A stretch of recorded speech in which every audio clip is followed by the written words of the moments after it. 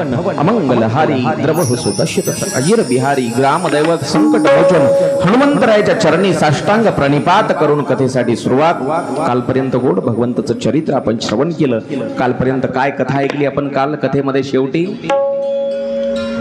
भगवंताची एक अनन्य साधारण भक्त बालपणापासून वयाच्या 10व्या वर्षापासून जिनं देवाची वाट पाहिली अशी ती शबरी, त्या शबरीची कथा आपण ऐकली। फक्त भाव शुद्ध असावा लागतो, भाव। उष्टे बोरं खाल्ले देवाने त्या शबरीचे, तिचा भाव पाहिला फक्त हृदयातला आणि देवानं तिला मुक्ती दिली। मुक्ती स्वतःच्या बापाच्या नशिबी देवाच्या जे सुख नाही ते भगवंतानं भक्तांना दिलं, भक्तांना। त्यामध्ये मग जटायू असेल, शबरी असेल। आज आपल्याला नियोजित वेळेमध्ये 3 वाजतील, मग 3:30 वाजतील। प्रभू रामचंद्रांना अयोध्येच्या राजगादीवर बसलेलं पाहायचंय। राजगादीवर काही जण म्हणतात महाराज त्याच्या पुढेही भरपूर रामायण आहे, त्याच्या पुढेही भरपूर रामाचं चरित्र आहे, पण ते रामाचं चरित्र उत्तर रामायण म्हणून ओळखलं जातं। उत्तर रामायण आणि तुलसीदासांनी ते उत्तर रामायण ग्रंथामध्ये वर्णन केलेलं नाहीये, म्हणून राम राज्याभिषेकापर्यंतचीच कथा आपण तुलसी रामायणामध्ये पाहत असतो। भगवंताचं हे चरित्र कधी न संपणार आहे। आज आपल्याला पूर्ण किष्किंधा कांड, युद्धकांड पाहायचंय, युद्धाची परिस्थिती पाहायची। राम प्रभू आणि लखन भैया दक्षिण दिशेला निघालेले। आता सीतामाई कोण नेलेली आहे माहित आहे देवाला, त्याच्यामुळे शोधाशोध करायची गरज नाही, कोणाला विचारायची गरज नाही। तिथून थेट दक्षिणेचा रस्ता धरतात देव आणि पुढं एक ऋषमुख नावाचा पर्वत लागतो, ऋषमुख नावाचा पर्वत। आणि त्या ऋषमुख नावाच्या पर्वतावर वर देव खाली येत, रस्त्यानं चाललेत, जंगलातून काट्याकोट्याचा रस्ता तुडवेत, पण वर जे बसलेले 5 जण बसलेले, 5 जण। कोण कोण होते? नळ, नीळ, जामवंत, सुग्रीव आणि हनुमंत। हे 5 वानर, 4 वानर आणि एक अस्वलाच्या कुळामध्ये जन्मलेले जामवंतजी होते। आणि 4 जण जे बाकीचे ते वानर कुळातले। वानर श्रेष्ठ नळ आहे, वानर श्रेष्ठ नीळ आहे, जामवंतजी आहे, सुग्रीव आणि हनुमंत। त्यांनी वरतून पाहिलं आणि रामाकडे पाहून, लक्ष्मणाकडे पाहून म्हणतात, अरे त्यांचं अगोदरच काहीतरी बिनसलेलं आहे कोणासोबत तरी, बरं का, कोणासोबत ते सांगणार आहे पुढं। त्यांना शंका आली, अरे हे माणसाचा वेश धरून आलेले, म्हणजे काही शत्रूचं कट कारस्थान नसेल, आपला पत्ता काढायसाठी त्यांना पाठवले नसतील आपल्या शत्रूनं, काय माहित। हनुमंता एक काम कर, काय खाली जा, म्हणजे पर्वतावरून खाली जा आणि खाली जाऊन ते कोण आहेत, कोणी बहुरूपी आहे, शत्रू आहेत, का एखादा मित्रच आहे आपला, कोण आहेत त्यांचा मार्ग म्हणजे मागोवा काढा, पत्ता काढा आणि आम्हाला येऊन सांग। हनुमंतालाच का? तिथं नळ आहे, नीळ आहे, जामवंत आहे आणि सुग्रीव सुद्धा आहे। त्यांनी सगळ्यांनी मिळून हनुमंतालाच का पाठवलं? कारण सगळ्यात हुशार तो आहे, सगळ्यात हुशार हनुमंत आहे। बुद्धिमताम वरिष्ठम ज्याच्या बाबतीत म्हटलं जातं, त्या सर्वात हुशार व्यक्तीला हनुमंताची निवड केली आणि सांगितलं, जा तू शोध घे। हनुमंतजी खाली आले, खाली आल्यावर ब्राह्मणाचा वेश धरला, वर्णन आहे, ब्राह्मणाचा वेश धरला हनुमंतानं आणि नमस्कार केला, नमस्कार केला। कोण तुम्ही? ओळखलं बरं का? रामप्रभू आणि लक्ष्मणाला शरीर यष्टी म्हणून ओळखता येतं, चेहऱ्यावरच्या तेजावरून ओळखता येतं, हातातला धनुष्यबाण ओढून ओढून जे घट्टे पडले होते पाहिले, हे तर क्षत्रिय आहेत, पण वनवासाच्या रूपामध्ये, वनवासाच्या वल्कल नेसलेले, जटावर बांधलेल्या साधू सारखा वेश, पण हा साधू नाही आहेत हे दोघही, हे कोणीतरी क्षत्रिय कुळातले आहेत। तरी पण परीक्षा घेण्यासाठी हनुमंतानं नाटक केलं, ब्राह्मणाचं सोंग घेतलं आणि विचारलं, कोण तुम्ही? त्यावेळेला सांगितलं स्वतःचा परिचय, अयोध्यापती दशरथ महाराजांचे आम्ही 2 मुलं आहेत, मी मोठा राम आणि हा माझा भाऊ लखन आहे। राम आणि लक्ष्मण म्हणल्याबरोबर जे सोंग घेतलं होतं ते टाकून दिलं आणि सरळ सरळ भगवंताचे चरण धरले। देवापुढं नाटक नाही करायचं बरं का, देवापुढं कोणच नाटक नाही करायचं। आणि ते तर बाबा भक्त आहे रामप्रभूचा, संत आहेत, आणि ते नाटक कशाला करतील? ब्राह्मणाचा वेश टाकला, बस देवा तुमचं दर्शन झालं. चला वर कुठं? त्या पर्वतावर. आजची कथा शेवटचा दिवस असतो आणि वेळ कमी असतो. कथा भाग तर भरपूर असतो पण वेळ कमी असतो, त्यामुळं थोडंसं धावत्या ओघामध्ये सांगण्याचा शेवटच्या दिवशी प्रयत्न असतोच, त्याला नाईलाज असतो बरं का. कारण कसं आहे, 7ही दिवस भरपूर सांगितलेलं असतं, भरपूर, आणि आजही खूप सांगायचंय. एक एक विषय असा गहन आहे रामायणातला, आणि कोणत्याही ग्रंथातला. ग्रंथ म्हटलं की त्याच्यामध्ये गहनता आलीच. एक एक सिद्धांत असा आहे, त्याच्यावर बोलायला लागलं तर एक तास पुरणार नाही, एवढा गहन विषय असतो. पण त्यातल्या काही मोजक्या गोष्टी सांगाव्या लागतात बाबा. सगळेच जर सांगायला गेलं विस्तारानं तर मग अर्धे लोक झोपी जातात, अर्ध्याच्या वर म्हटलं तरी झोपी जातात. कारण काय, मी सांगतो ऐका, जेवढं आपल्याला पचते तेवढंच खावं लागते. आणि पचते बी कसं, मला एक सांगा. 4 महिन्याचं बाळ आहे समजा, 4-5 महिन्याचं, त्याला जन्मून फक्त 4-5 महिने झाले, मग हिवाळ्याचे दिवस लागले, 4-5 महिन्याचं बाळ आहे, मग बदाम, काजू, अंजीर, पिस्ता, खारीक एवढं सगळं घरी आणलं, सगळेजण खायलेत, आणि त्या मग 4-5 महिन्याच्या बाळाला बी तेच द्यायलेत. असं होईल का? नाही. 4-5 महिन्याच्या बाळाला काय द्यावं लागतं? आईचं दूधच द्यावं लागणार. त्याला बदाम काजूचा खुराक लावून चालेल का? बदाम काजू पचवण्यासाठी पहिलवानच लागेल. बदाम काजू कोणालाही पचत नाहीत, बदाम काजू पचवण्यासाठी पहिलवानच पाहिजे, आणि लहान बाळाला आईचं दूधच द्यावं लागेल. तशी आपली ही सुद्धा गत आहे. जे लोक पहिलवान झालेले आहेत त्यांच्यासाठी ते उच्च कोटीचं ज्ञान आहे, आणि तुम्ही आम्ही अजून बालकच आहेत, बालकच. भक्तीमध्ये, अध्यात्माच्या क्षेत्रामध्ये अजून आपली त्या मोठ्या साधका एवढी, साधू संत एवढी प्रगती नाही. तुम्ही आम्ही आजही दूध पिते बालकच आहेत, म्हणून आपल्याला आईचं दूध म्हणजे ही साधू संतांची सोपी रसाळ भाषा, एवढंच. चला चला चला. राम प्रभू आणि लखन भैयाला दोघांना साष्टांग दंडवत केला आणि वर चालण्याची विनंती केली. ऋषमुख पर्वतावर अर्ध्या पर्वतापर्यंत गेले, अर्ध्या पर्वतापर्यंत, आणि तिथं गेल्याच्या नंतर रामप्रभू म्हणले, बाबा हनुमंता थकलो रे, थकलो. देवा मी आहे ना तुमची बिना पेट्रोलची गाडी, आजपासून तुमची काळजी मिटली म्हणले. बस हनुमंतानं विराट रूप धारण केलं आणि बसवलं दोन्ही खांद्यावर दोघांना, एकीकडं रामप्रभू आणि एकीकडं लखन भैया.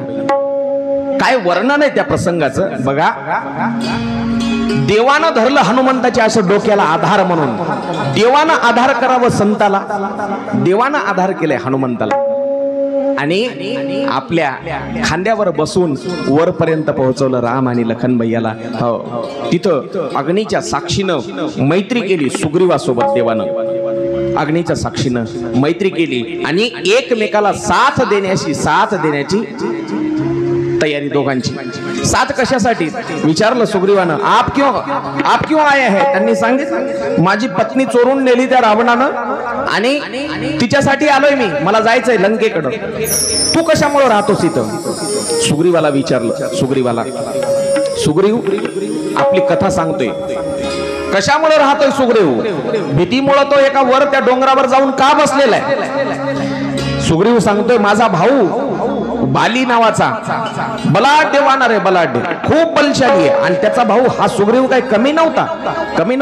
दोघही बरोबरच आहेत, तोला मोलाचे, पण बाली थोडासा याच्यापेक्षा जास्त ताकदवान होता. काही कारणामुळे दोघा भावामध्ये बेबनाव झाला, दुश्मनी झाली, गैरसमज झाला. भांडण काहीच नव्हतं, फक्त गैरसमज झाला. त्या बालीला वाटलं सुग्रीवाच्या मनामध्ये माझं सगळं राज्य घ्यायचंय काय की. दोघा भावामध्ये फक्त गैरसमज झाला. तो गैरसमज झाला आणि एकाला जीव गमवावा लागला. म्हणून भावामध्ये गैरसमज नसावेत. गैरसमज ऐका, गैरसमजामुळं राज्य तर गेलं. काही दिवस राज्य त्याला भेटलं बालीला, पण नंतर जीव गमवावा लागला, जीव. म्हणून माणसाच्या मनामध्ये गैरसमज नसावेत, गैरसमज. त्या बालीनं काय केलं होतं, किष्किंधा नावाचं राज्य होतं त्यांचं, दोघा भावांचं, सुग्रीवाचं आणि बालीचं. सुग्रीवाला हाकलून लावलं आणि बाली एकटा राज्यावर बसला, एकटा गादीवर बसला, आणि त्याची जी पत्नी होती ती सुद्धा बळकावली त्यानं, सुग्रीवाची. मग देवा तुमची अवस्था सारखीच आणि माझीही सारखीच. तुमची पत्नी देखील रावणानं बळकावली आणि माझी देखील आता बालीनं बळकावली. मग तुम्ही मला मदत करा, मी तुम्हाला मदत करतो. ठीक आहे. त्यावेळेला दोघांची चर्चा चालू असताना सुग्रीवानं सांगितलं, या दक्षिण दिशेला काही दिवसापूर्वी एक विमान गेलं आणि त्या विमानातून जात असताना कोण्या तरी स्त्रीचे दागिने खाली पडले. ते दागिने माझ्याकडे आहेत का बघा, खून पडते का? असू शकतं ते रावणाचंच विमान होतं. त्या काळी विमानं जास्त नव्हते, कधीतरी जायचं, कारण मोजक्या लोकांजवळ विमान होते. प्रायव्हेट जेट आजकाल अंबानी जवळ आहे, अजून ते गौतम अडानी जवळ आहे. ज्याचे त्याचे प्रायव्हेट विमानं होते, तेव्हा असं पब्लिक म्हणजे सगळ्यांसाठी विमान सेवा नव्हती. विमान ही संकल्पना आज जरी तुम्हाला मला वाटत असलं की आजच्या काळातच विमान आहेत, नाही, विमान फार पूर्वीपासून आपल्याकडे विमानाचा शोध होता आणि तो चोरून नेला इंग्लंडवाल्यांनी. त्याचे देखील पुरावे आहेत. ते ग्रंथ इंग्लंडच्या लोकांनी जेव्हा नेले, त्यांनी तिथं ते तंत्रज्ञान विकसित केलं. आपल्याला ते जमलं नाही, आपल्याला नाही जमलं. प्रयत्न केले आपल्या इथले देखील, आपल्या महाराष्ट्रातले कोणीतरी प्रयत्न केलेले आहेत विमान बनवण्याचा प्रयत्न, पण ते उडू शकले नाही विमान. नंतर ते फसले. नंतर ते इंग्लंडच्या लोकांना शक्य झालं, कारण आपल्या संत साहित्यावर विश्वासच राहिला नाही. मग आपल्याला ते कसे जमतील? त्याच्यासाठी निष्ठा असावी लागते, निष्ठा. त्या लोकांनी आपल्या साहित्यावर निष्ठा ठेवली आणि आपलं तंत्रज्ञान त्यांनी पळवलं. चला, त्या विमानातून पडलेले दागिने सुग्रीवानं ते गाठोडं घेतलं आणि समोर सोडल्यावर रामप्रभूचे डोळे भरून आले. लक्ष्मणा बघ रे, हे जे दागिने आहेत हे तुझ्या वहिनीचेच आहेत का? विचार करतोय लक्ष्मण, विचार करतोय. ते दागिने तसेच पडू नये. दोघही भाऊ रडतात. का रडतोय लक्ष्मणा? दादा, यापैकी एकही दागिना मला ओळखीचा वाटत नाही. का रे?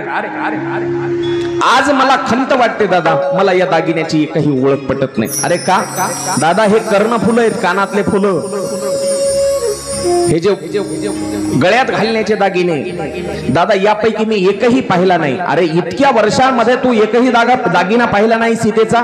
दादा खरं सांगू का, ज्या दिवशी सीतामाईनं तुमच्या गळ्यामध्ये हार घातला त्या दिवशीपासून मी वहिनीच्या मुखाकडे पाहिलं नाही, तोंडाकडे पाहिलं नाही. का?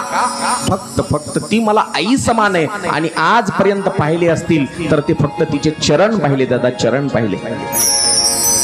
रामप्रभूनं त्या दागिन्याच्या गाठोड्यामध्ये खाली असलेलं एक पायातलं पैंजण उचललं. पायातलं पैंजण, दादा फक्त हे ओळखतो मी, याची खूण आहे मला. हे पैंजण मी सांगू शकतो खात्रीनं सीतामाईचे आहेत, पण हे कानातले फुलं, गळ्यातले दागिने याची मात्र ओळख नाही पटत. त्यावेळेला रामप्रभूनं सगळे दागिने ओळखले आणि हे सीतामाईचेच आहेत. या दक्षिण दिशेला लंकेकडे विमान गेलेलं सांगितलं आणि आता दोघांनी एकमेकाची मदत करायचं ठरवलेलं आहे. एकमेकाची कशी मदत करायची? तुम्ही मला अगोदर माझं किष्किंधेचं राज्य मिळवून द्या, नंतर ती सगळी वानर सेना घेऊन आपण लंकेवर स्वारी करू. ऐका, लंकेवर स्वारी करण्यासाठी लंकेवर जेव्हा आक्रमण केलं रामप्रभूनं, रामायण हा साधा सुद्धा ग्रंथ नाही. रामायण हे साधं सुद्धा पुस्तक नाही, रामचंद्राचं मस्तक आहे, रामप्रभूचं मस्तक. कसं? राजकारण जरी शिकायचं असेल तर रामप्रभूच्या चरित्रातून शिकावं लागेल बरं का. बंधुभाव शिकायचा असेल तर रामाच्या चरित्रातून शिकावं लागेल. प्रत्येक गोष्ट शिकायची. राजकारण सुद्धा कसं शिकायचं सांगतो आहे का? दुश्मनी झाली रामाची आणि रावणाची, पण सैनिक मात्र कोणाचे होते? अयोध्येतले सैनिक नेले का लढाईसाठी? नाही, सैनिक घेतले सुग्रीवाचे. म्हणजे अयोध्येच्या राज्याला धक्का सुद्धा लागू दिले नाही रामानं, धक्का सुद्धा. एक जर भाऊ जर सोडला लक्ष्मण, अयोध्येतला कोणीच सोबत घेतलं नाही, कोणीच. सगळी सेना वापरली सुग्रीवाची, किष्किंधेची, आणि जागा वापरली लंकेची. म्हणजे अयोध्येतल्या लोकांना युद्धाचा त्रास अजिबात झाला नाही, त्रास अजिबात झाला. काय करावं लागेल त्या वालीला मारण्यासाठी? काहीच नाही. तू जा आणि सरळ त्याला युद्धाचं आव्हान दे. कोण म्हणतायत? रामप्रभू सुग्रीवाला म्हणतायत आव्हान दे युद्धाचं. त्यावेळेला दुसऱ्या दिवशी सकाळी त्या वाली सोबत युद्ध करायचं ठरवलं. फक्त युद्ध कोण करणार? सुग्रीव आणि वाली दोघांचं द्वंद्व युद्ध लागणार, दोघांचीच कुस्ती होणार. दुसऱ्या दिवशी सकाळी दिवस उजाडला आणि सुग्रीव युद्धासाठी तयार झाला वाली सोबत. वालीच्या गुहेच्या बाहेर जाऊन सुग्रीवानं युद्धासाठी ललकारलं सुग्रीवाला, वालीला. अरे ओ बाली चुप कर बैठा अंदर निकल बाहर। त्या वालीला वाटलं ज्याच्यामध्ये आजपर्यंत कशाचीच समोर यायची हिंमत नव्हती ती सुग्रीव आज कस काय आला? आपला भाऊ एवढा भित्रा लपून बसला होता आजपर्यंत आणि ते भित्रा भाऊ आला समोर आणि तेही युद्धासाठी ललकारतोय। अरे ओए डरपोक इतने दिनों तक कहां छुप कर बैठा था? आज आया है सामने, आज नहीं छोड़ूंगा तुझे, जिंदा वापस नहीं जाएगा तू। इको देता महाराज सुग्रीवानं पुन्हा आव्हान दिलं, बाली बारा। दोघांचं घनघोर युद्ध लागलं। अगोदर गदा युद्ध, नंतर मल्ल युद्ध, कुस्ती। पुन्हा पडलेल्या गदा उचलल्या, दोघही एकमेकाच्या छातीवर बसतायत, कोणी कोणाला कमी नाहीये, दोघही भाऊ तोला मोलाचे। पण मी अगोदर सांगितल्याप्रमाणे बालीची ताकद थोडीशी जास्त होती। बाली सुग्रीवाला खाली पाडतो, छातीवर बसतो, पण एक दोघांमध्ये साम्य होतं, दोघही दिसायला सारखे। राम प्रभूला प्रश्न पडला, मी तर बालीला मारण्याचं वचन दिले सुग्रीवाला, पण यातला सुग्रीव कोणता आणि बाली कोणता कळत नाहीये, मारायचं कोणाला मारायचं विचार करतायत राम प्रभू। त्यावेळेला बालीनं एक ठोसा मारला सुग्रीवाला आणि सुग्रीव घायल झाला आणि तिथून पळून पुन्हा ऋषमुख पर्वतावर लपून बसला। ऋषमुख पर्वतावर युद्ध संपलं। राम प्रभू, हनुमंतजी, नळ नीळ जामवंत सगळेजण पुन्हा एकदा ऋषमुख पर्वतावर येऊन बसलेले आणि विचारलं सुग्रीवाला, अरे का पळालास? म्हणला, देवा तुम्हाला काय त्या बालीनं माझी सुपारी दिली काय मारायची? सुपारी घेतली काय मला मारायची? म्हणले म्हणजे देवा मरत होतो ना म्हणले आता, आणि तुम्ही तर मला वचन दिलं मला वाचवतो म्हणून। म्हणले, अरे तुम्ही दोघं भाऊ दिसायला एवढे सारखे आहेत, मला कळालंच नाही यातला वाली कोणता आणि सुग्रीव कोणता। मग उद्या सकाळी पुन्हा एकदा युद्ध करायचं म्हणले त्याच्यासोबत। म्हणले आता आपली हिंमत नाही, आता आपली हिंमतच नाही। लक्ष इकडे द्या, थोडकी कथा आहे, अजून पुढं फार गडबड होणार आहे, अजून सुरुवातच झाली नाही युद्धाला, अजून पुन्हा गडबड आहे, त्याच्यामुळे लक्ष द्या। आता एवढा प्रसंग चांगला विस्तारानं सांगणार आहे।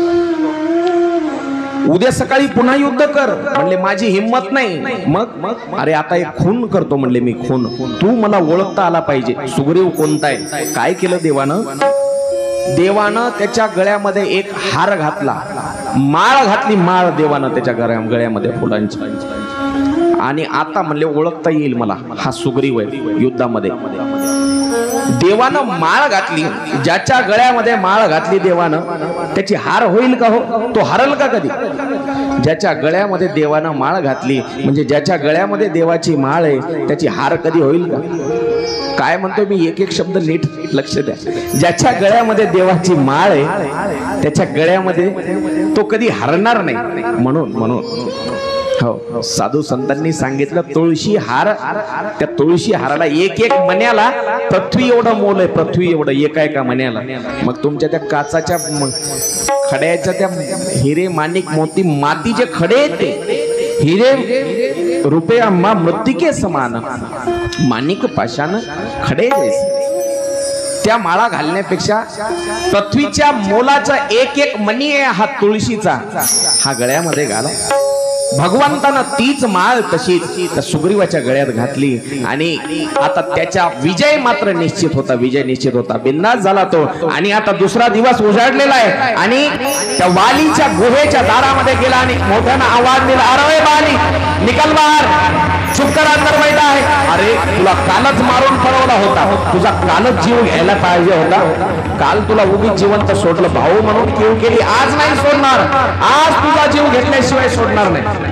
बाली आणि सुग्रीव दोघांचं पुन्हा युद्ध जमलं, दोघही कोणी कोणाला कमी नाहीये, मल्ल युद्ध झालं, गदा युद्ध झालं, पुन्हा मल्ल युद्ध, एकमेकाला खाली पाडतायत। राम प्रभू एका झाडाच्या आडोशाला लपले आणि धनुष्याला बाण लावला आणि बाण सोडला, तो बाण घुसला छातीमध्ये बाली आणि धाडकन बाली जमिनीवर।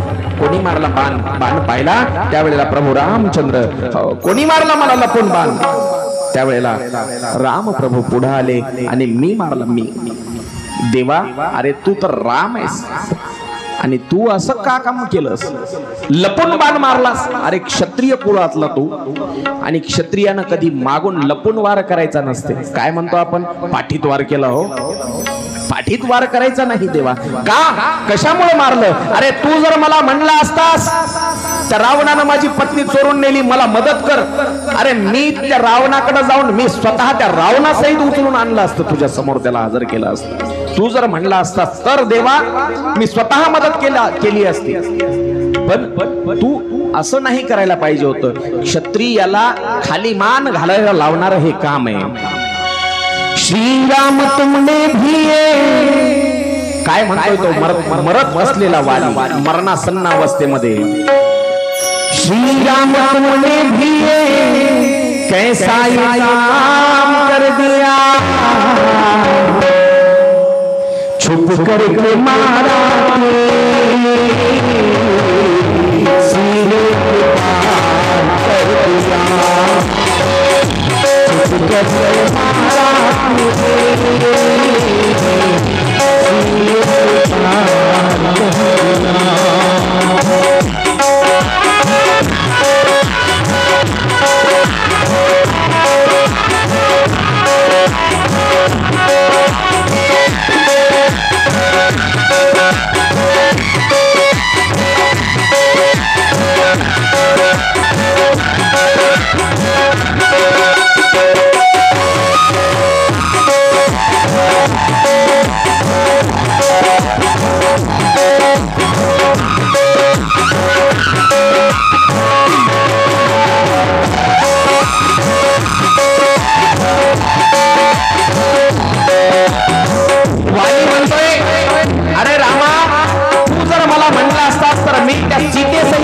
रावणासहित उचलून आणला असता इथं तुझ्या समोर.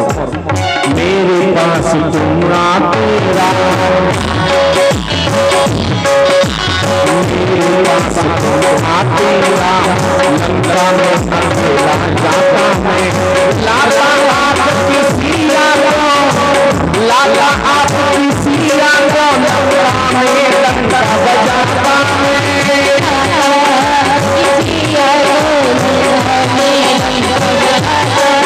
अरे लाला आपकी सिया को लंका में लंका बजाता मैं.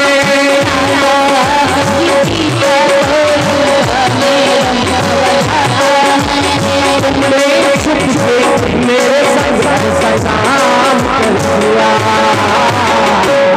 क्या छुप करके मारा सीने में पार कर दिया, छुप करके मारा सीने में पार कर दिया.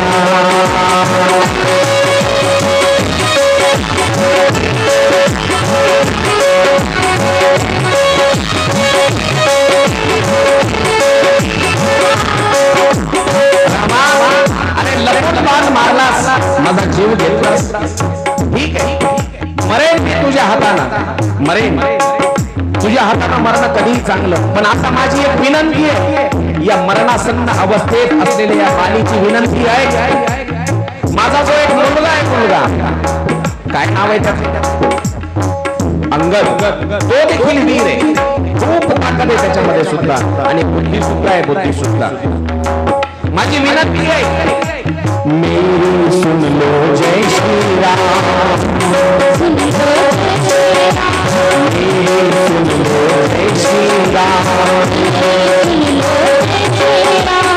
इतना परवना मेरा काम, अरे अरे बेटा अपना बेटा हो, इसको से देना कोई काम नहीं.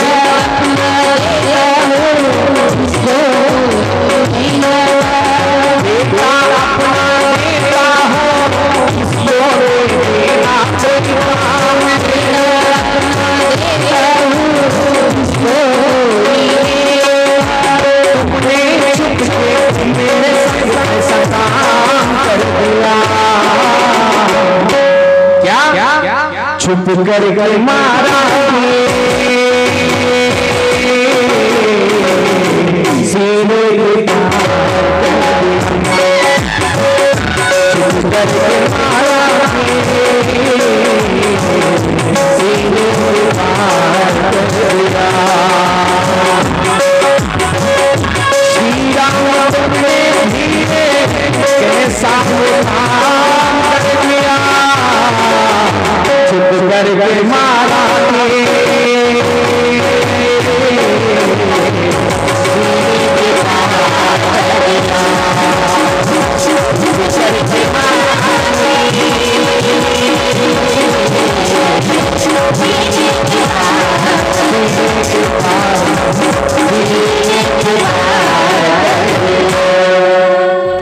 देवा छुप करके मारा। अरे लपान मारलास, घात केलास घात, बरं ठीक आहे, माझ्या मुलाला सोबत घे देवा आणि तुझ्या चरण सेवेमध्ये लाव. त्या युवराज बनवलं त्या अंगदाला किष्किंधेचा, आणि आता युती झाली. त्या बालीची पत्नी, तिचा विलाप सांगितलेला आहे. त्याच्या पत्नीचं नाव तारा. ती तारा देवा कशामुळे मारलं? देवानं आता जे लपून बाण मारला, कर्म कधी कोणाला चुकलं नाही बरं का. आणि तोच कर्मयोग गीतेमध्ये सांगितलेला आहे. कर्मयोग ज्याला म्हणतो आपण, कर्म कधी कोणाला सोडत नाही. ज्याला लपून बाण आता मारला, पुढच्या जन्मामध्ये त्याच्याच हाताने मरण आहे देवाचं, त्याच्याच हाताने देह संपवला. चला बालीचा पुत्र अंगद, त्याला किष्किंधेचा राजा युवराज बनवलं. आणि आता सीता शोधायच्या कामाला सुरुवात झाली. 4 तुकड्या बनवल्या, चार दिशेला 4 तुकड्या वेगवेगळ्या पाठवण्यात आल्या. रामानं आदेश दिला, जा आणि शोधा सीतेला. 4 तुकड्या निघाल्या, 4 तुकड्या. एका तुकडीमध्ये नळ, नील, जामवंत आणि सुग्रीव, हनुमंत सगळे जण, पहिले जे मित्र होते ते सगळे निघाले. 2-2 किलोमीटर गेले सगळे. 2 किलोमीटर गेल्यानंतर हा बाबा परत आला, गदा घेऊन खांद्यावर. म्हणले मालक, म्हणले काय रे हनुमंता, जाऊन पुढे जाऊन वापस आला? म्हणला देवा, तुम्ही सांगितलं सीतेला शोधा, आम्ही निघालोही वेड्यासारखं, पण ही सीता नेमकी दिसते कशी आम्ही कधी पाहिली नाही. काळी आहे का, गोरी आहे का, उंच आहे का, ठेंगणी आहे, कशी दिसते माहित नाही. आम्ही शोधायचं कसं? मला आता खात्री पटली. म्हणले रामप्रभू काय म्हणले, मला खात्री पटली, हे काम फक्त तू करू शकतोस. बुद्धिमत्ताम वरिष्ठम, त्याच्यामुळं म्हटलं, उगीच नाही. गोड चरित्र आहे हनुमंताचं. हनुमंता, सीतेला शोधा, तुला आपोआप खून पटेल ही सीता आहे. तरी देखील म्हणले मायबाप, मी ओळख कशी करून देऊ की मीच रामाचा दूत आहे, मीच रामाचा सेवक आहे? कशी खात्री पटेल माईला? म्हणले एक काम कर, माझ्या हातामध्ये ही अंगठी आहे. म्हणली अंगठी? म्हणले कधीची आहे? म्हणले साखरपुड्याची आहे. कधीची असते अंगठी? कधीची असते? साखरपुड्याची. म्हणले बर, ही अंगठी घे आणि सीतामाईची भेट झाल्यावर तिला ही खुनेची अंगठी माझी नेऊन दाखव, माझं नाव आहे म्हणले हिच्यावर. आणि सीतामाईनंच हातात घातलेली आहे, तिला न कळायला काय झालं. ठीक आहे म्हणले, ती अंगठी घेतली आणि पुढे निघाले. म्हणले आता ही अंगठी उड्या मारत मारत जायचंय, या झाडावरून त्या झाडावर, त्या झाडावरून त्या झाडावर, अंगावर कुठं बांधून ठेवा तर पडून जाईल कुठं. देवाची अंगठी आपण कशी हातात घालत? देवाची अंगठी कोणाकोणाची वस्तू वापरायची नसती. हनुमंतानं पहा, त्यानं मनात आणलं असलं तर बोटातही घातली असती, पण घातली का? आपल्याला तशी लय घाण सवय. कोणाचे दागिने चांगले दिसले, कानातले झुंबर नवीन केले, माय मला उद्या लग्नाला जायचंय, देती का ग? आणि पुन्हा ते मग तिकडे एखादं हरवलं की मग यंदाचा कापूस बसला त्याच्यातच भरती करून देण्यातच. हनुमंताना म्हणले देवाची अंगठी हातात नाही घालायची. मग प्रभू मुद्रिका मेली मुख माही कुठं ठेवली? तोंडामध्ये ठेवली. तोंडामध्ये अशी गालात मस्त बाजूला. आणि निघाले. चला रे म्हणले, आता वेळ करायची नाही, चला लवकर लवकर. सगळी वानर सेना पुढं, हनुमंत माग. तुम आगे चलो मैं पीछे से धक्का लगाता हूं. काही काही मागे राहू लागले, जांब, बोर, आंबे, चिकू काही खाऊ लागले. चला म्हणले लवकर, देवाच्या कामात उशीर करायचा नाही. अरे हनुमंता तहान लागली. बरंच पुढे चालून आले, तहान लागली. अरे कस काय तहान लागली? म्हणले हनुमंता तुला काही लागणार नाही रे बाबा, तहानही लागणार नाही, भूकही लागणार नाही. म्हणले का? अरे तुझ्या तोंडात तेवढी मोठी चॉकलेटची गोळी आहे, 5 रुपयाची कॅडबरी. कोणती कॅडबरी? ती राम नामाची चॉकलेट आहे, राम नामाची. प्रभू मुद्रिका मेली मुख माही. याचाच अर्थ ज्याच्या मुखामध्ये देवाचं नाम आहे त्याला तहान भूक या संसारातली कोणती चिंता सतावत नाही. हमारे साथ श्री रघुनाथ, तो किस बात की चिंता, न खाने की, न पीने की, न मरने की, न जीने की. कोणत्याच गोष्टीची चिंता नाही, कोणत्याच गोष्टीची. पण कोणाला चिंता नाही? ज्याच्या मुखामध्ये भगवंताचं नाम आहे त्याला चिंता नाही. बाकी लोकांना मात्र त्रास आहे. मग हनुमंता तहान लागली, चला पाणी पिऊ. त्या एका विवरामध्ये एक खड्डा दिसला खूप मोठा, त्या विवरामध्ये सगळेजण उतरलेले आहेत आणि तिथं पाणी पिले. पक्षी वगैरे येत होते त्या खड्ड्यातून वर पाणी पिऊन येताना दिसले. म्हणले त्या तिथं पाणी दिसायला, म्हणजे उतरले, पाणी पिले. त्या ठिकाणी एक स्त्री होती, तपस्विनी होती. अनेक वर्षापासून नाही, अनेक युगापासून म्हणावं लागेल, युगापासून एक तपस्वी स्त्री होती. कोण होती ती? तिचं नाव स्वयंप्रभा म्हणून उल्लेख आलेला आहे. त्या स्त्रीनं विचारलं, हे युग कोणतं आहे, का आलात तुम्ही इथं? तेव्हा सगळ्या वानर सेनेनं सांगितलं, हनुमंतानं सांगितलं, देवी हे जे आहे त्रेतायुग चालू आहे आणि प्रभू रामचंद्र त्यांची पत्नी शोधण्यासाठी आम्ही या ठिकाणी आलेलो आहे. एका मिनिटामध्ये सगळी वानर सेना आता समुद्र किनाऱ्यावर आली बाबा. एका मिनिटात. तिथला संवाद सोपा नाही, खूप मोठा आहे. तेच जर सांगायचं म्हणलं तर एक तासभर चलल. म्हणून तिथून आता सगळी वानर सेना आली आणि समुद्र काठावर आल्यावर पाहिलं ते सगळे रेती पाहिली, ते समुद्राचं खारं पाणी पाहिलं आणि घाबरली वानर सेना. ते वानर म्हणले, अरे बापरे हनुमंता, एवढा वेळ तहान भूक लागली तर खायला वाटणं फळं होते. कुठं आंब्याची बाग, कुठं चिकूची बाग, कुठं अजून जांब बोर सगळं होतं म्हणले खायला. पण आता या समुद्राच्या काठावर काहीच नाही खायला, सगळी रेतीच रेती आणि प्यायला सुद्धा पाणी नाही, कारण ते पाणी सगळं खारं. गेल्या वर्षी मी माग पावसाळ्यात गेलो रामेश्वरला, आंघोळ सुद्धा करू वाटणं एवढं पाणी खारं. पाणी प्यायची तर गोष्ट दूरच, फिल्टरचं जरी पाणी बाटल जरी घेतली तरी तिथलं पाणी बाटलचं सुद्धा खारच लागतं, एवढं पाणी खारं. हनुमंता, फळं नाहीत खायला आणि पाणी नाही प्यायला, मरतो रे बाबा. आता उपाशी मरतो, पाण्यानं व्याकुळ होऊन मरतो. त्याच वेळेला एक मोठा गिधाड पक्षी उडत आला आणि त्यानं मोठ्यानं सांगितलं, वा वा वा, भगवंतानं माझी खाण्यापिण्याची सोय केली. हे इतके सगळे माकडं वानर आणले, पाठविले, फक्त माझ्यासाठी पाठवले. वानर सेना म्हणली, बाबा उपाशी मरतो नाही तर आता ही गिधाड आपल्याला खाऊन टाकते. मग अरे कोण आहे तू? त्यानं सांगितलं, संपाती आहे मी, संपाती. काय नाव त्याचं? कोणाचं? त्या आलेल्या गिधाड पक्षाचं नाव संपाती. अरे खातो म्हणतोस? देवाच्या कामासाठी आलोय आम्ही, रामाच्या कामाला आलोय. आणि रामाचं काम करता करता तुझ्याच सारख्या तुझ्याच कुळातल्या एका पक्षानं जीव दिला आणि तू आम्हाला खाणार काय? कोणा जीव दिला? अरे एक जटायू नावाचा पक्षीराज गिध होता, गिधाडाच्या जाती जन्मून सुद्धा देवाशी सख्य केलं त्यानं, देवाशी मैत्री केली आणि देवाच्या कामासाठी, रामाच्या कामासाठी स्वतःचा जीव दिला. एवढं सगळं सांगेपर्यंत त्या संपातीचं हृदय भरून आलं, डोळ्याला अश्रुधारा लागल्या. अरे अरे, जटायू जो होता तो माझा भाऊ होता आणि ज्या भावानं राम कार्यासाठी जीव दिला, मग मी आता तुम्हाला खाणार नाही. काय करू तुमच्यासाठी? म्हणले, आम्ही सीता शोधण्यासाठी आलोय, रामाची पत्नी सीता शोधण्यासाठी.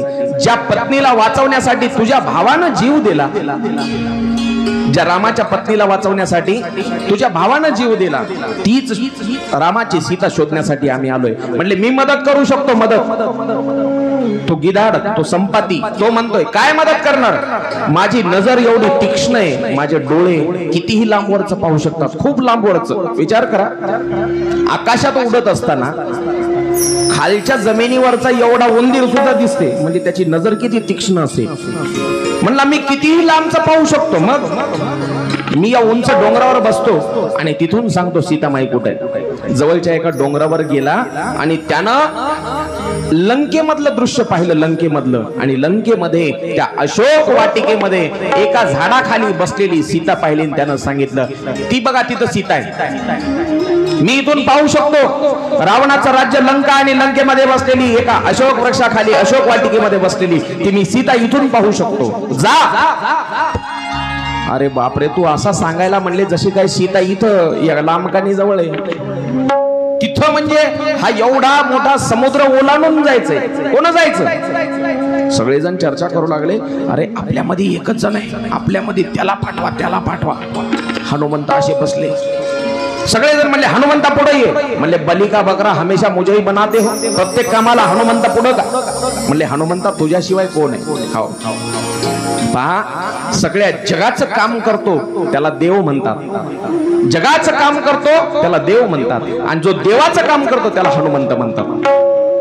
देवाचं सुद्धा काम ज्यानं केलं तो हनुमंत. आपले काम सगळे देव करतो, आपण सगळा भार आपला देवावर टाकतो. देवा हे कर, देवा ते दे, देवा ते दे, सगळं देवाला सांगतो. पण देव ज्याला आपलं गारहाणं सांगतो तो म्हणजे हनुमंत आहे. हनुमंत. हो, हनुमंतानं जयघोष केला आणि उड्डाण करायला तयार झाले. बोलिए प्रभु रामचंद्र भगवान की जय. लंका चले हनुमान. सर्वांनी मोठ्या प्रेमाने टाळी वाजवायची बरं का. हनुमंत निघालेले सीता शोधण्यासाठी लंकेला. लंका चले हनुमान, लंका चले हनुमान,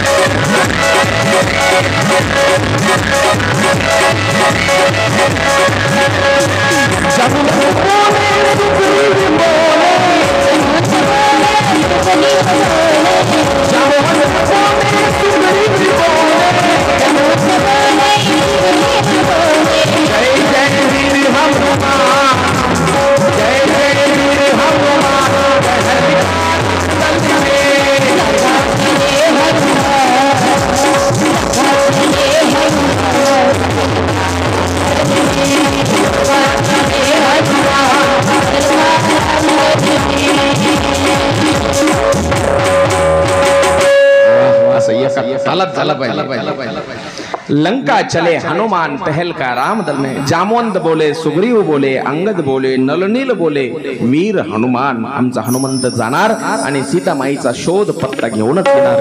हनुमंत निघाले. निघाल्याच्या नंतर आता समुद्रावरून उड्डाण केलं. ते आजही खुणा आहेत रामेश्वरला, सगळ्या खुणा आहेत. कोण्या ठिकाणाहून हनुमंतानं उडी मारली ते सुद्धा तिथं ठिकाण आहे. हनुमंताच्या पाऊल खुणा, रामाच्या पाऊल खुणा, सीताकुंड, रामकुंड, लक्ष्मण कुंड सगळं आहे तिथे.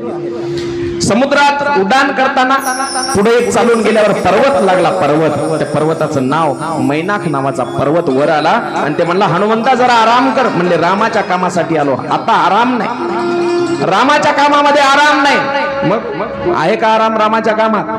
कुठे कमिटीतले लोक सकाळी काकड्यापासून कीर्तन झाल्यावर महाराज वाटे लावेपर्यंत विना पहारा, रात्रभर चालू अखंड विना पहारा. रामाच्या कामामध्ये आराम नसतो. आमच्या बापूचा तर आवाजच बसला. आराम नाही ना, रामाच्या कामामध्ये आराम नावाची गोष्टच नाही. म्हणजे आराम नाही करणार. मग निघालो मी. मैनाक पर्वतानं आशीर्वाद दिला, ज्या कामासाठी निघालास त्या कामासाठी यशस्वी व्हावं. पुढे चालून गेले. एक सुरसा नावाची राक्षसीन आली, भली मोठी अवाढव्य राक्षसी. ते म्हणजे मला भूक लागली आणि हे वानर बरं झालं देवानच पाठवले. राक्षसीन होती, माता देवाचे आभार मानत होती. ऐका काय म्हणतोय, राक्षसीन होती पण देवाचे आभार मानत होती. आपण माणसं आहेत, कधी देवाचे आभार मानतो का? जेवण झाल्यावर संध्याकाळी झोपायच्या वेळेला अंथरुणात बसून झोपायच्या टायमाला देवाचे आभार मानले पाहिजे. देवा आजचा दिवस तुझ्या कृपेमुळं खूप चांगला गेला आणि माझ्या हातून असंच कार्य उद्या देखील होऊ दे. आभार मानत चला देवाचे. नाही तर त्यानं जर मनात आणलं, झोपी घातलं ना परत उठवणारच नाही कधी. म्हणून देवाचे आभार मानले पाहिजे. देवा तुझ्यामुळं पोटभर खायला मिळालं, तुझ्यामुळं माझ्या हातून समाजसेवा घडली, काहीतरी दानाचं कार्य घडलं, ज्ञानदान घडलं, अन्नदान घडलं. तुझ्यामुळं आभार मानले पाहिजे देवाचे. राक्षसी नासून म्हणते देवा अरे धन्यवाद, तुझ्यामुळे हे वानर आता मी आले इकडं मी खाणार खाणार म्हणले मी तुला. हनुमंत म्हणला खातो खातो म्हणते मावशी खाऊन दाखव बरं. हनुमंत काय म्हणतात मावशे लय खातो खातो म्हणाली खाऊन दाखव. तिनं आ केलं आ केलं की हे बाबा लय हुशार. बिकट रूप धरी सिंहही दिखावा, मोठं रूप धारण केलं तिनं. मोठं तोंड आ केलं त्याच्यापेक्षाही मोठं रूप, मोठं तोंड मोठं रूप. गावा एवढं तोंड केलं त्या राक्षसीने, मायावी रूप एवढं मोठं तोंड उघडलं. हनुमंतानं एकदम बारीक घेतलं रूप, मशकासारखं म्हणजे माशी सारखं सूक्ष्म रूप धरी, एकदम सूक्ष्म बारीक रूप धरलं. गदे सहित गेले तिच्या तोंडामध्ये दाताच्या फाटीतून 2-4 चक्रा मारल्या आणि जय श्रीराम म्हणले. निघाले पुढं. ती राक्षसीन बसली माग, तिला बाय बाय म्हणले मावशी येतो ग, जाता जाता भेटून जातो. हनुमंतराय पुढे निघाले. आता लंकेच्या काठावर पोहोचले, पलीकडच्या काठावर लंकेच्या तीरावर पलीकडे पोहोचले आणि संध्याकाळची वेळ, त्या संध्याकाळच्या वेळेला लंकेमध्ये प्रवेश करायचा ठरवला. संध्याकाळचा अंधार पडू लागला थोडा थोडा आणि त्या अंधार पडायच्या वेळेला जसे आपल्याकडे सुद्धा मच्छर असतात, तुम्हाला होते की नाही इथं त्रास मच्छरायचा? नाही, चांगली व्यवस्था, हाडोळीमध्ये व्यवस्था चांगलीच. सिस्टीम साठी फॅन म्हणजे तात्याराव महाराजांसाठी फॅन, इकडं कूलर आहे, मोठे मोठे कूलर इकडं पण मंडपात यावर्षी मोठा खर्च केला. चांगली गोष्ट लागणार आहे, गरमीचे दिवस आहे.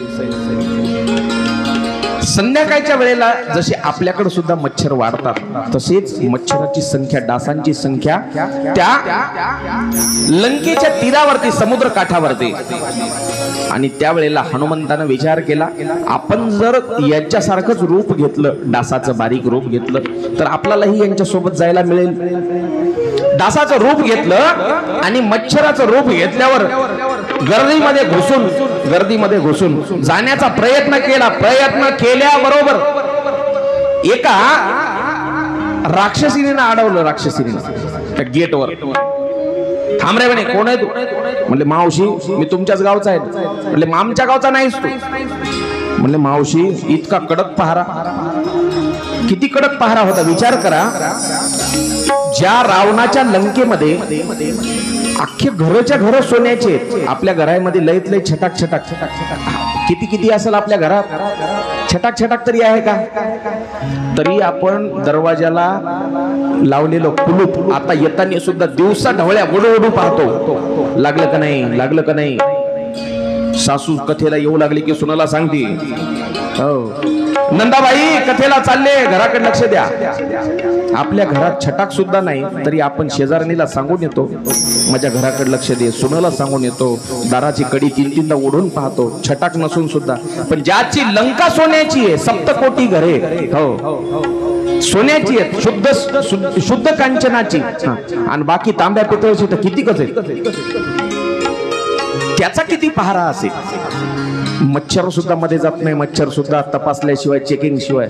ते का आपलं भारतासारखं आहे का? आता ते इलेक्शन मुळे चालू आहे तपासण्या 3-3 जागी, पण त्याच्यातही काय माहित. तिनं अडवलं.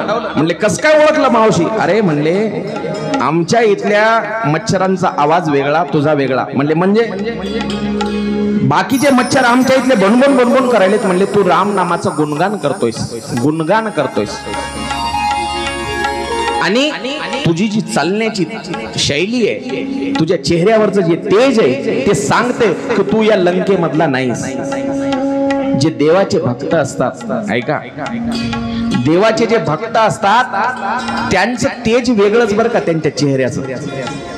जे संसारात बनबन करतात का, त्यांचा चेहरा वेगळाच. आणि जे देवाच्या भक्तीमध्ये मस्तीमध्ये त्यांचा चेहरा वेगळाच, त्यांची मस्ती वेगळीच. देवाच्या राम नामाच्या मस्तीमध्ये जे असतात त्यांच्या मागे कसली चिंता नसते. मी आता सांगितलं, न खाणे की, न पिणे की, न जीने की, न मरणे की. कशाची चिंता नसते. आणि चिंता नसली की माणसाच्या चेहऱ्यावर तेज असते. आणि किती खा, पण संसाराची जर चिंता असेल तर मात्र आपण म्हणतो ना मम्मो रो रे क्यों. एखाद्याला विचारलं बाबा तुझ्या चेहऱ्यावर असे 12 वाजलेले का रे? ते म्हणते क्या करू मेरी सूरत ही वैसी है. किती खालं पिलं तर अंगीत लागत नाही. चिंता सोडा, चिंता. राम नाम. कबीरजी म्हणतात, देवा मला सोनं नको, पैसा नको, श्रीमंती नको, जगात कुठलीच गोष्ट नको, फक्त तुझ्या भजनामध्ये माझं मन लागू दे, भजनामध्ये. आणि ती भजनात जी मस्ती आहे ती दुसरी कशातच नाही, कशातच. म्हणून कबीरजी म्हणतात, जो सुख पावे राम भजन,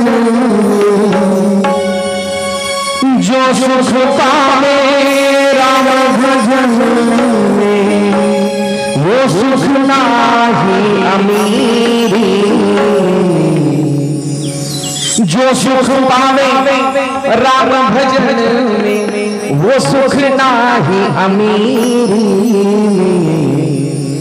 मन लागो मेरो यार फकीरी, मन लागो मेरो यार फकीरी, लागो मेरो यार फकीरी, मन लागो मेरो यार फकीरी. जो सुख पावे राम भजन में, जो सुख पावे राम भजन में वो सुख नाही अमीरी. मन लागो मेरो यार फकीरी, मन लागो मेरो यार फकीरी, मन लागो मेरो यार फकीरी, मन लागो मेरो यार फकीरी. राम भजनामध्ये जी मस्ती आहे, रामाच्या भजनामध्ये जो आनंद आहे, तो जगात इतर कोणत्याही गोष्टीमध्ये नाही. म्हणून फक्त एकच मागा भगवंताकडे, एकच मागा. राम नामामध्ये आनंद वाटला पाहिजे, असं देवाकडे काहीतरी मागा. त्या राक्षसीनं सांगितलं, मावशी जाऊ दे ना मला. नाही जाऊ देणार. अगं मावशी जाऊ दे, मोठं काम आहे, कामासाठी आलो, लांबून आलो, नाही जाऊ देणार. एक ठोसा मारला आणि ती राक्षसी रक्तबंबाळ होऊन पडली. आणि हनुमंतराय मध्ये आले. मध्ये कुठं? लंकेमध्ये आले. लंकेमध्ये फिरून पाहतायत, आहा हा काय ती लंका सोन्याची. मोठमोठे घुमट कळस चमकतायत त्या घरांचे, सोन्या चांदीचे ते चमचमणारे हिरे माणिक मोती जडवलेले पाहिले. आहा हा काय मजा आहे म्हणलं इथं. पण जे घराच्या आतील दृश्य पाहिलं हनुमंतानं, आतील दृश्य उडत उडत एका खिडकीच्या जवळ गेले आणि खिडकीचा पडदा बाजूला सारला. आतमध्ये पाहिलं, अरे अरे म्हणलं याच्यापेक्षा नरक बरा. नरक का? आतमध्ये पाहिलं, कोणी मदिरा पान करते, कोणी मांसाहार. राक्षसाची वस्ती म्हणल्यावर काय, राक्षसांचा आहार, तामसिक आहार. कोणी मांसाहार करते, कोणी मदिरा पान करते, नाच गाणं चालू आहे. सगळं पाहिलं आणि राग आला हनुमंताला. पण उड्डाण करत पुढे गेले. एक घर पाहिलं, एक घर. ते घर पाहिल्यावर हनुमंताला आश्चर्य वाटलं. दारामध्ये सडा टाकलेला, रांगोळी काढलेली, तुळशी वृंदावन आणि बंगल्याला नाव दिलं राम. बंगल्यावर नाव काय होतं? त्या राम नाव होतं. हनुमंताला आश्चर्य वाटलं, राक्षसाच्या गावामध्ये रामाचा भक्त कोण असेल? हनुमंतराय खाली आले, अंगणात आले, दरवाजाच्या जवळ गेले आणि एका कोपऱ्याला एका बाजूला उभं राहून मध्ये पाहू लागले. तर एक भजन करत बसलेला व्यक्ती पाहिला. राम नामाचं चिंतन, ध्यान लावलेले, डोळे बंद करून समाधी अवस्थेमध्ये बसलेला पाहिला. आणि हनुमंतराय हळूच घरामध्ये गेले. घरामध्ये दरवाजा सारला, बाजूला घरात गेले आणि समोर जाऊन बसले. त्याचे डोळे उघडण्याची वाट पाहत काही वेळानं त्यानं डोळे उघडले आणि विचारलं, कोण तुम्ही? त्यावेळेला सांगितलं, मी रामाचा दूत, रामाचा सेवक हनुमंत. वा वा. हनुमंत म्हणल्याबरोबर त्यानं हनुमंताला साष्टांग दंडवत घातला. धन्य झालो मी. म्हणले, तू धन्य झाला रे, पण ओळख तर करून दे, कोण आहेस तू? म्हणला, मी ओळख करून देतो बरं का. तो मी रावणाचा लहान भाऊ विभीषण आहे. म्हणले, देवानं रावणाचा बी पक्ष फोडला का? फोडाफोडी चालू आहे, सगळी फोडाफोडी. रावणाचा पक्ष फुटला. रावणाचा भाऊ असून रामाचं भजन करतोस? म्हणले, तीच तर खरी मजा आहे. आणि बंगल्याला नाव दिलं राम.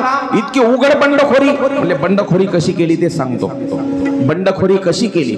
अहंकार ज्याच्या मनामध्ये आहे त्याला मूर्ख बनवण्याला काही जास्त वेळ लागत नाही. म्हणले कसे, माझ्या भावानं बंगल्याचं काम कलरचं केलं, मी कलरचं काम केलं, राम नाव टाकल्याबरोबर सैनिक आले मला पकडून उभं केलं. म्हणले दादा समोर, अरे माझा भाऊ असून रामाचं नाव टाकलं बंगल्यावर. म्हणले दादा ते रामाचं नाव नाही. मग कोणाचं? दादा तुमचंच. आज माझं नाव तर रावण आहे. म्हणलं तुमच्या नावातला एक अक्षर घेतलं रा, आणि माझी वहिनी म्हणजे तुमची पत्नी मंदोदरी, तिच्या नावातलं एक अक्षर घेतलं मंदोदरी, राम, दोन्ही मिळून दोघांचं नाव टाकलं. म्हणलं किती मूर्ख बनवलं. धन्यच म्हणलं.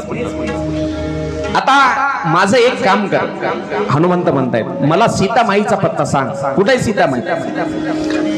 विभीषण म्हणला मी सीतामाईचा पत्ता सांगतो. काय म्हणला? मी माईचा पत्ता सांगतो, तू मला बापाचा पत्ता सांग.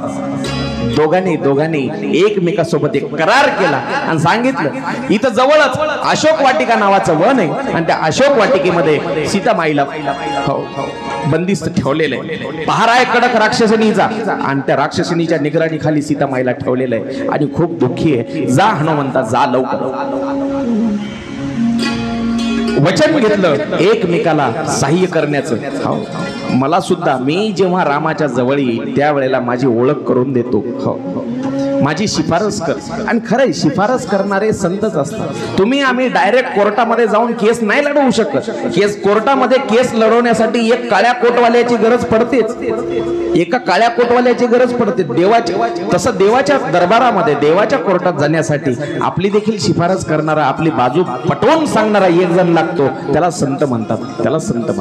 म्हणून संताला शरण जाणं आवश्यक आहे. चला अशोक वाटिकेकडे निघाले आणि अशोक वाटिकेकडे निघाल्याच्या नंतर पाहिलं हनुमंतानं रावण आलेला आहे आणि रावण सीतामाईला वेगवेगळ्या प्रकारे म्हणजे कसं, कधी धमकी देतोय, कधी विनवणी करतोय, कधी लोभ आमिष दाखवतोय. अगं काय त्या वनवासाजवळ काय म्हणतोय रावण मरून गेला. ऐका मी काय म्हणतोय, रावण मरून गेला पण तोंडानं कधी राम म्हणला नाही. रावण मेला पण राम नाही म्हणला. अशी रावण प्रत्येक गावात असतात. असे रावण मरतील पण देवाचं नाव घेत नाही. त्या वनवासाजवळ काय तो काय सुख देऊ शकतो तुला? अगं ऐशो आरामाची जिंदगी आहे, एवढे सोन्या चांदीचे घर आहे, संपत्ती आहे, सत्ता आहे, माझ्याशी लग्न कर. पण ऐका, 5 पतिव्रता शास्त्रकारांनी सांगितल्या. कोणत्या मी त्या दिवशी सांगितल्या सुद्धा. सीता त्याच्यामध्ये पहिल्या नंबरला आहे. पतिव्रता सीतेमध्ये 5 पतिव्रतेमध्ये सीतेचं नाव पहिल्यांदा काय येतं ऐका. रावणानं अनेक प्रकारे तिची मनधरणी करण्याचा प्रयत्न केला पण पायाकडे, आपल्या स्वतःच्या पायाकडे जी सीतामाईनं नजर लावली, नजर सुद्धा उचलून त्या रावणाकडे नाही पाहिलं. म्हणून तिला 5 पतिव्रतेमध्ये प्रथम स्थान दिलं. प्रथम स्थान. ज्याचं नगर अख्खं सोन्याचं आहे त्याच्या देखील आमिषाला बळी नाही पडली ती, म्हणून ती पतिव्रता आहे, म्हणून ती सर्वांसाठी वंदनीय आहे. अनेक प्रकारे त्रास देतोय रावण. हनुमंतांना एका झाडावर बसले वर आणि सूक्ष्म रूप धरून झाडावर बसले आणि पाहिलं रावण निघून गेला. सीतामाई रडते, विनवणी करते, ताऱ्यांना विनंती करते, चंद्राला विनंती करते. एक ठिणगी म्हणजे आगीचा एक तुकडा, कोळशाचा एक तुकडा, त्याला ठिणगी म्हणतो आपण. हे ताऱ्यांनो, एक ठिणगी माझ्या हातात टाका, मी स्वतःला जाळून घेईन. हात वर करते. त्यावेळेला हनुमंतानं झाडावर रामायण गायला सुरुवात केली आणि वर केलेल्या हातामध्ये हळूच ती अंगठी जी रामानं दिलेली होती खून, ती अंगठी टाकली. सीतामाईला अजूनही खात्री पटना ही रामाचीच अंगठी आहे म्हणून. मग रामायण गायलं पूर्ण रामायण आणि सीतामाई म्हणते, अरे किती छळशील रावणा, किती त्रास देशील, किती रूप धरून येशील, माझ्या नवऱ्याची अंगठी तशीच बनवून आणलीस तू, किती रुपये घेऊन मला त्रास देशील. त्यावेळेला हनुमंतराय समोर येतात आणि मी रामाचा दूत ओळख करून देतात. कशावरून? हनुमंत निघाले तेव्हा अंगठी तर दिलीच होती पण एक प्रसंग सांगितला होता. हनुमंता, जगामध्ये ही गोष्ट कोणालाच माहित नाही, ती फक्त सीतेला आणि मलाच माहित आहे. कोणती गोष्ट? जी मी काल सांगितली ती. तो जयंत नावाचा एक कावळ्याचं रूप धरून आलेला इंद्राचा मुलगा आणि त्याच्यासोबत जे घडलेला प्रसंग आहे जगात कोणालाच माहित नाही, लक्ष्मणाला सुद्धा नाही, कारण लक्ष्मण सुद्धा फळं आणायला गेला होता. तो प्रसंग सांग सीतेला, म्हणजे खून पटेल. खून पटेल तो प्रसंग सांगितला आणि खून पटली. हो तोच रामाचा दूत. वंदन केलं सीतामाईला आणि सांगितलं रामप्रभूची अवस्था कशी आहे, कशी अवस्था रामप्रभूची ते सुद्धा तुम्हाला नेण्यासाठी लवकरच इथं घेऊन येईल मी रामाला, मी आता सुद्धा तुम्हाला नेऊ शकतो. हनुमंत काय म्हणतोय, सीतामाईला परत नेण्यासाठी का हनुमंतामध्ये ताकद नव्हती का? दोघा भावाला दोन्ही खांद्यावर सहज उचललं होतं. अहो जो द्रोणागिरी उचलून नेऊ शकतो त्याला सीतामाईला नेणं अवघड होतं का? पण बुद्धिमत्तां वरिष्ठम म्हणण्यामागं अजून एक कारण, जर मी आता सीतामाईला नेलं तर उद्या जग म्हणेल अहो रामाला स्वतःची पत्नी सोडून आणता आली नाही, त्या एका भक्तानं आणून दिली. उद्या जग काय, आपणच म्हणत होतो की रामाला स्वतःची पत्नी सुद्धा जाऊन आणणं झाली नाही, पत्नीला आणण्यासाठी हनुमंताला पाठवलं. चला हनुमंत म्हणले माय जेव्हापासून तिथून निघालो ते मगाशी जांब बोरं खाल्ले होते तेव्हापासून काही खाल्लं नाही, पोटात भूक लागली. म्हणली खाय ना, पण म्हणली एक आट आहे, फळं फक्त खाली पडलेले खायचे, वरचे झाडाचे तोडून खाऊ नको, दुष्ट रावण आहे. ठीक आहे. क्षणोक्षणी आपल्या बुद्धिमत्तेचं दर्शन घडवतात हनुमंतराय. म्हणले फळं तर आपल्याला ताजेच खायची, शिळं खाणार नाही. पहा तुम्ही आतावी जे हनुमंताच्या कुळातले लोक आहेत आतावी ते कसे खातात फळं, वर झाडावर आखरी जायचं आणि चांगलं दिसलेलं फळ तोडायचं. हनुमंतरायच्या कुळातले लोक चांगलं फळ तोडून अर्धवटच खातात आणि पुन्हा फेकून देतात. हनुमंताचं पासून तेच आहे. ते हनुमंत काय म्हणतोय, फळ फक्त खाली पडलेलं खायचंय, वरचं तोडून खायचं नाही. मग आपण असं करू, हे जे झाड आहे या झाडाला हलवू आणि फळं खाली पाडू आणि खाली पडल्याच्या नंतर मग उचलून खाऊ. तोडून खायचं का, पाडून खाली पाडायचं मग खायचं. एक झाड असं हलवलं आणि फळं खाली पाडले, एक दोन खाल्ले, एक दोनच घास खाल्ले, एक दोन फळाचे एक दोन घास खाल्ले, दिले टाकून. म्हणले बरोबर लागणार, त्या पुढच्याच पाहू. इथून हे झाड सोडलं, त्या झाडाजवळच्या जवळ गेले. पण सीतामाई इथं बसलेली होती, त्या झाडाच्या जवळ गेले, झाड हलवलं, फळं खायला लागले, पण सीतामाई दिसना गेली. हे झाड मध्ये येऊ लागलं. म्हणले मध्ये जे जे काही येईल ते मोडून काढायचं. कशामुळं झाड उपटलं, ऐका. सीतामाई हे साध्य आहे. शोधायसाठी कोणाला शोधायसाठी आले होते हनुमंत? सीतामाईला शोधायसाठी. म्हणजे सीतामाई हे या ठिकाणी साध्य आहे आणि हनुमंतराय जे आहेत ते साधक आहेत, साधक. आणि साध्याच्या आणि साधकाच्या मध्ये जे जे काही येईल ती साधकाची जबाबदारी आहे. समूळ मोडून काढायचं. काढले लोकांना मोडीत काढले, कोण बाप मोडला, कोण आई मोडली, कोण पत्नी सोडली, कोण मुलगा सोडला. लय उदाहरण आहे, खूप बोलता येईल पण नाही बोलणार. हिरण्यकश्यपू मध्ये येऊ लागला म्हणून साधक भक्त प्रल्हादानं साध्यापर्यंत पोहोचण्यासाठी बापाला मोडीत काढलं. कोण मुलगा सोडला, कोण पत्नी सोडली. चला पुढे चला. झाड मोडून काढायले.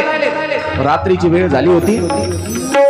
बागेमध्ये कसला तरी आवाज होतोय. या आवाजानं दारू पिऊन झोपलेले ते राक्षस लोक होते. काही काय म्हणतो मी लक्षपूर्वक ऐका.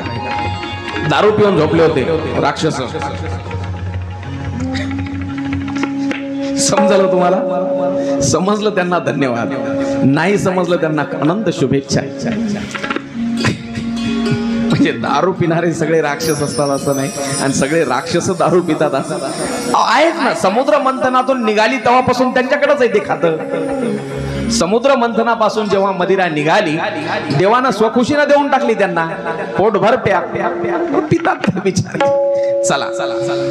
एका राक्षसानं दुसऱ्या राक्षसाला आवाज दिला, अरे बगीचे में एक बंदर घुसाया है, उत्पात मचाया है, पेड़ उखाड़ दिए उसने, चलो जल्दी. 50-50 राक्षसांचं टोळकं निघालं हातामध्ये शस्त्र घेऊन. हनुमंताच्या अंगावर चाल करून आले. गदा प्रहार करणार एवढ्यामध्ये हनुमंतानं आपल्या शेपटीला आदेश दिला. फिरवली शेपटी. 4-5 जण शेपटीमध्ये फेकले समुद्रात. अरे बंदर बहुत ताकदवर आहे. 2-4 राक्षसांनी झाड उचलण्याचा प्रयत्न करून अंगावर टाकतात. हनुमंतानं गदा प्रहार केला. वेगवेगळ्या प्रकारे राक्षसांना मारतायत. हनुमंताची ताकद पाहिली आणि आता राक्षस बेजार झाले. त्याच्यातले 10-5 म्हणले बाबा काही करा गदावाले बाबा, पर मारो मत, हम बाल बच्चे वाले हैं, मत मारो. नहीं मारूंगा, नहीं मारूंगा, लेकिन भजन करना पड़ेगा. भजन करो, भजन. सगळे राक्षस भजन करायला लागले, भजन करायला. हनुमंत भजन करायला लावणारे बाबा आहेत. सगळ्यांनी भजन करायचे. श्रीराम जय राम जय राम, श्रीराम जय राम जय राम.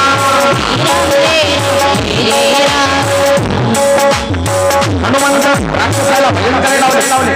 पुन्हा 50 राक्षस मिळून आले आणि हनुमंतावर हल्ला करतायत. त्यावेळेला एक राक्षस धावत गेला आणि आपला मागा रावणाकडे पळत गेला. महाराज कशानं? अरे क्यों चिल्लाता है? महाराज कशानं? अरे काय झालं? बगीचे में एक बंदर आया है. अरे मग काय वानर आलेल्याची बातमी मला सांगणार का? महाराज लय ताकदवान आहे. मग आम्हाला मदत पाहिजे. एक अजून 100-200 राक्षसांची तुकडी पाठवली.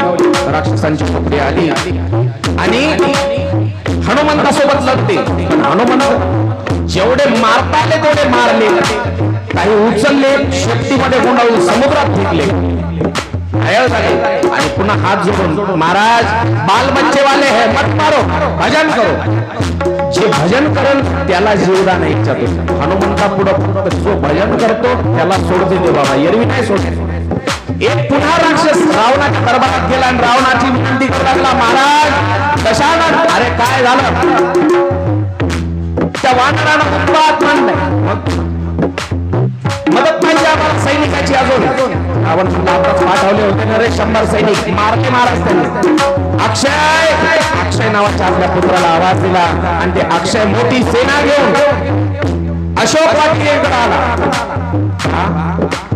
ज्याच्या बापाची बाग आहे, ज्याच्या बापाच्या मालकीची बाग आहे, तो अक्षय बगीच्याच्या आतून बाहेरच आहे. आणि जे रामाचा दूत आहे त्यानं सगळी बाग उद्ध्वस्त करून टाकली. मध्ये बागेच्या बाहेर उभा असलेला अक्षय आवाज देतो, अरे ओय बंदर. हनुमंत आतून म्हणतात, आजा बगीचे के अंदर. अरे आजा बगीचे के अंदर. गदा घेऊन सगळ्या राक्षसांना पळवून लावलं आणि एका गदा प्रहारामध्ये त्या अक्षयाला ठार. सगळे राक्षस पळतात. हनुमंताची शेपटी न काही, गदी न काही, झाड अंगावर टाकून काही अडवतात. भजन करो, जान बचानी है तो प्रभु राम का भजन करो. श्रीराम जय राम,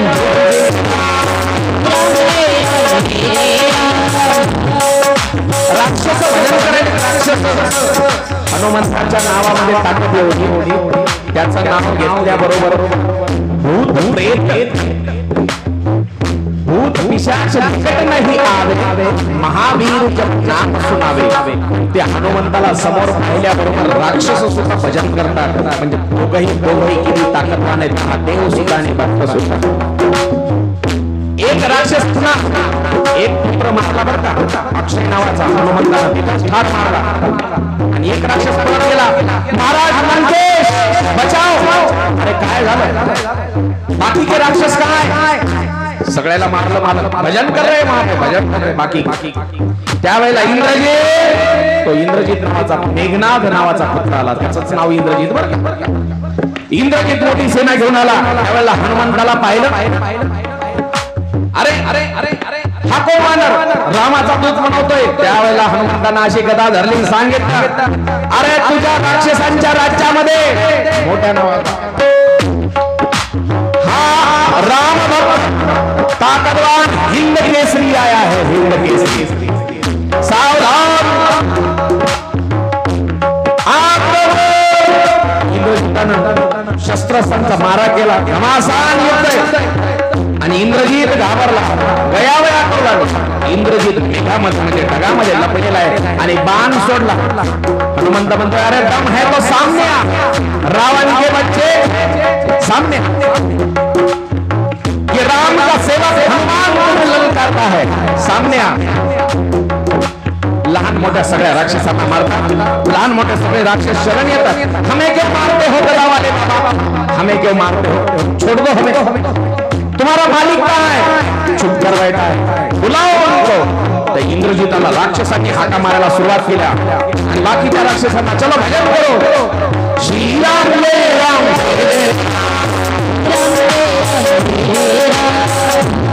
रामाचं भजन जेव्हा राक्षस करू लागले त्यावेळेला इंद्रजित धावून आला त्याला सहन झालं नाही आपले माणसं भजन करायला लागले त्यावेळेला सांगितलं बंद करो बंद करो शत्रु का नाम लेते हो भजन करते हो बंद करो इंद्रजितला राग आला आणि ब्रह्मपाश काढला त्यानं ब्रह्मपाश आणि सोडला हनुमंतरायावर त्या ब्रह्मपाशाचा मान ठेवण्यासाठी हनुमंतरायानं स्वतःला बांधून घेतलं नाही तर कोणताही पाश तोडणं हनुमंतासाठी अवघड नव्हतं फक्त मान ठेवण्यासाठी मग बांधलं त्या ब्रह्मपाशामध्ये हनुमंताला आणि लाईटचा पोल जसा सरळ असं ते ट्रॉलीवर टाकून नेतात तसा हनुमंताला रावणाच्या दरबारामध्ये MSCB चे लोक कसे नेतात पोल टाकून ट्रॉलीवर तसा हो नेलं हनुमंताला आणि रावणाच्या दरबारामध्ये रावणासमोर उभा केला उभा केल्यावर तिथं सुद्धा हनुमंतराय असे उभे आणि आजूबाजूला राक्षस होते राक्षस हनुमंत डोळे बंद करून उभे रामाचं चिंतन आणि एकदम असे डोळे वटारून पाहिलं राक्षसाकडे असं पाहिलं की लगेच राक्षस रामाचं भजन चालू कारण धसकीच बसली होती तशी त्याची धसकीच हा राम राम राम राम आणि रामाचं भजन ते बी रावणाच्या पुढं रावण आला आणि रावणानं विचारलं कोण आहे रे तू मेरे बगीचे के पेड़ क्यों तोड़ दिए म्हणलं मी रामाचा दूत आहे कशामुळे झाडं उपटून काढले म्हणला भूक लागली होती म्हणलं बघ झाडं उपटायची गरज काय म्हणलं मी वानर आहे मी काय वानर आहे मला नफा फायदा तोटा काय माहित नाही मला काय घेणं नाही त्यावेळेला रावण म्हणतो याला शिक्षा झाली पाहिजे उद्धट आहे म्हणलं हे बोलायला फार रगेल आहे त्याच्यासारखा बोलण्यामध्ये हुशार कोणी नाही तरी पण रावण काय म्हणतोय हा रगेल याला शिक्षा झाली पाहिजे विभीषण म्हणतोय महाराज हा दूत आहे दूत आणि दूताला कधी जीव मारायचं नसते काय नियम सांगितला विभीषणाने नियम सांगितला हा दूत आहे रामाचा जरी असेल शत्रूचा जरी असेल तर कोणाचाही असो हा दूत आहे आणि दूताला कधी ठार मारायचं नसतं मग अरे याला शेपटीवर फार घमंड आहे म्हणला आपले 500 राक्षस त्याने यानं शेपटीत गुंडाळून फेकली याची शेपटीत पेटवून देऊ सगळ्या लंकेतल्या चिंध्या गोळा केल्या लंकेतल्या कारण राजवाड्यातल्या पुरल्याच नाही त्या रावणाच्या लंकेतल्या चिंध्या गोळा केल्या रावण म्हणला अरे एकीची राहिली अजून साडी एकीची सीतामाईची आणा तिची मग आपली शेपटी आवरली हनुमंतानं आणि लागले माची सोडायला सगळे राक्षस पवन सुट ते फुंकर मारल्यासारखी आपली काडी विझून जायची रावण म्हणला अरे तुम्हाला साधी काडी पेटत नाही घेतली स्वतः माचीस आणि लावली शेपटीला लावल्या बरोबर हो यानं आदेश दिला शेपटीला जगातली पहिली बिन पाण्याची आणि बिन पैशाची काय म्हणतात तुमच्याकडं दाढी हजामत हो हनुमंत महाबळी दाढी रावणाची जाळी रावणाची जाण हनुमंत महाबळी दाढी रावणाची जाळी रावणाची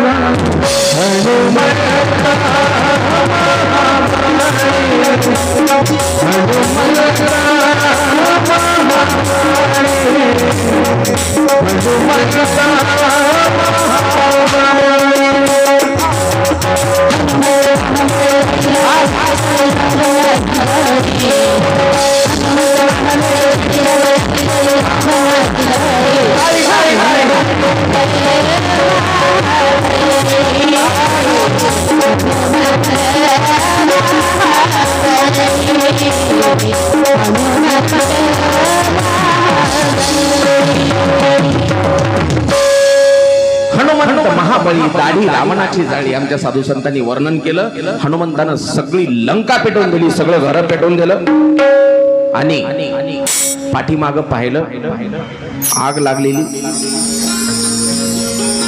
किती वाजले मला आठवण करून देत राहा 2 वाजले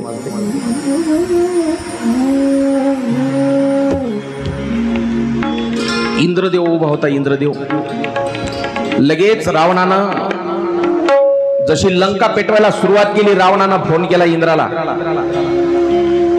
जा तुमच्या वरुण देवाला सांगा पाण्याचा टँकर घेऊन या विजवायचे म्हणले आणि वरुण देव इंद्रदेव स्प्रे मारायले तर आग विझवण्यासाठी हनुमंत म्हणला अरे अरे अरे अरे चांडाळ हो नारायण भगवंतानं तुम्हाला या रावणाच्या कैदेतून सोडवायसाठी अवतार घेतलाय, वनात फिरतोय माझा देव, आणि तुम्ही मी लावलेली आग विजवायली का या दुष्टाच्या राज्यातली? म्हणले हनुमंता, टँकरवर नाव आहे फक्त पिण्याचे शुद्ध पाणी, मध्ये पेट्रोल भरून आणले. म्हणले तू जेवढी लावली होती त्याच्या 10 पट अजून आम्ही चतविले. म्हणले फक्त नावच आहे टँकरवर पाणी, थंड पाणी, मध्ये सगळं राखेल आणि पेट्रोल भरून आणले. चला चला चला चला.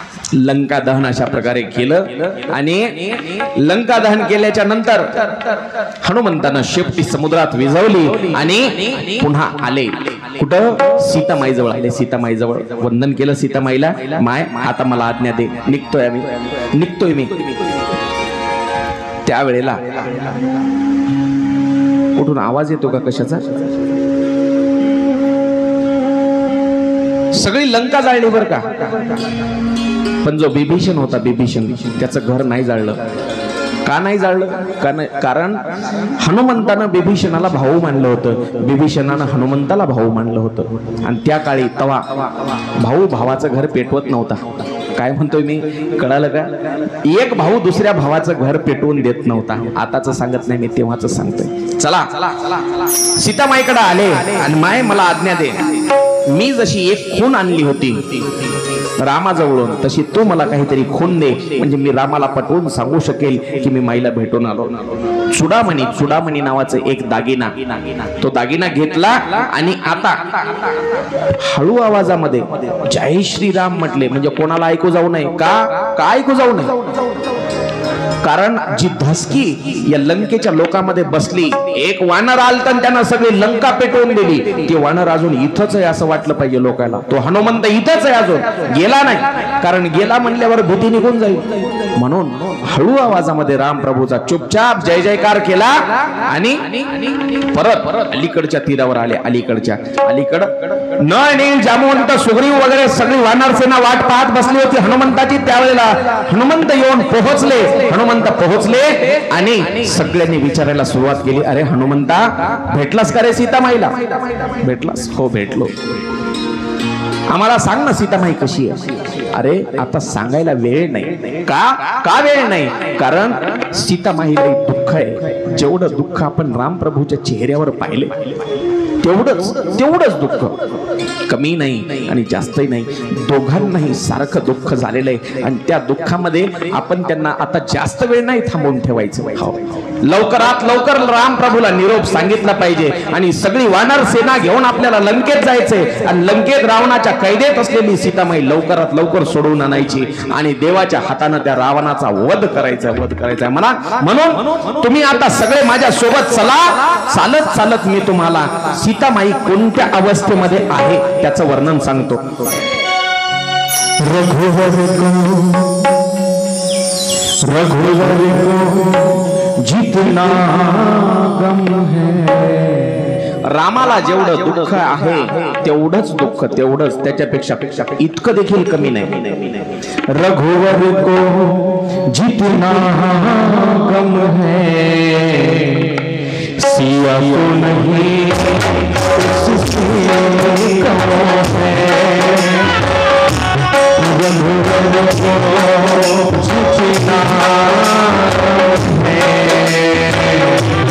सिया को नहीं उससे कम है. सीता देखा